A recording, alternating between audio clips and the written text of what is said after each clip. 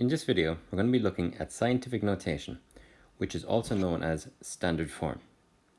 Now, sometimes you have a number which is very big, like here we have 1 billion. And you may often see it's written like this, 1 times 10 to the power of 9. So what scientific notation is, you have a times 10 to the power of n, and that a, that is a number that is greater than or equal to 1, but less than 10. So you'll always have a number which is 1 or greater than 1, but less than 10, then multiplied by 10 to the power of a number. Okay, let's have a look at some examples. So if we had to express 246 million in scientific notation, first of all, the 246. So the number has to be between 1 and 10, so that would be 2.46.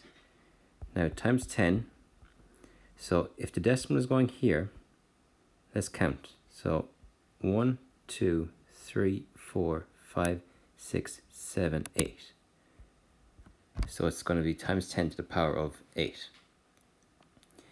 Okay, the next one then, we have 42,700. So our value between 1 and 10 will have to be 4.27. So the decimal is going here. And so the decimal came in 1, 2, 3, 4 spaces. So we're going to be multiplying by 10 to the power of 4. Okay, the next one here we have 29. So it's not in standard form because it's not a number between 1 and 10. So that'll have to be 2.9 times 10, then that'll just be to the power of 1. Now, next one can be a bit tricky. So to write this, I'm going to write it as 8 times 10 to the power of 0. Because anything to the power of 0 is automatically 1. So 10 to the power of 0 is equal to 1. So just 1 to watch out for. Now, these ones here, so these numbers are very, very small. So we need to do it pretty much the same way. It's just there's one other step that is just slightly different.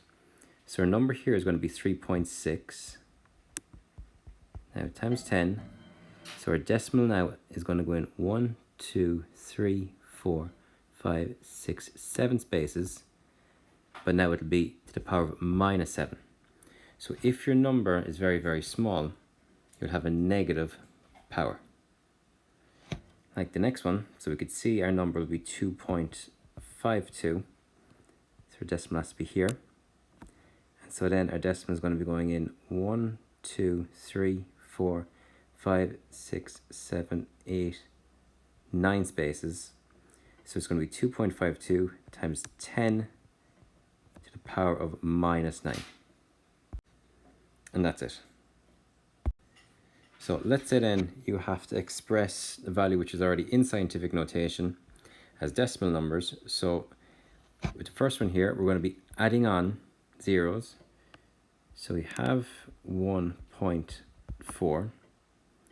So it's 10 to the power of 4. So this decimal is going to be moving 4 spaces along. So the easiest way to do this, so 1, 4, I'm going to be adding on 3 zeros. Because you could see if I had the decimal here, it would be going 1, 2, 3, 4 spaces. So our answer is going to be 14,000. Okay, same with the next one. So we have 2.974. And so I'm just going to be adding a few zeros here. And let's move our decimal now. So we're going 1, 2, 3, 4, 5, 6. So our answer is going to be 2,974,000. And always make sure you're checking your answer, so counting back. So I can see there if I counted in 1, 2, 3, 4, 5, 6 spaces, you can see I'm correct because it was times 10 to the power of 6.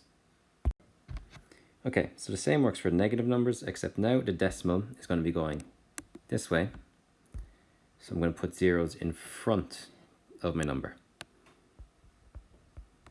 So 5.6. So we're going 1, 2, 3.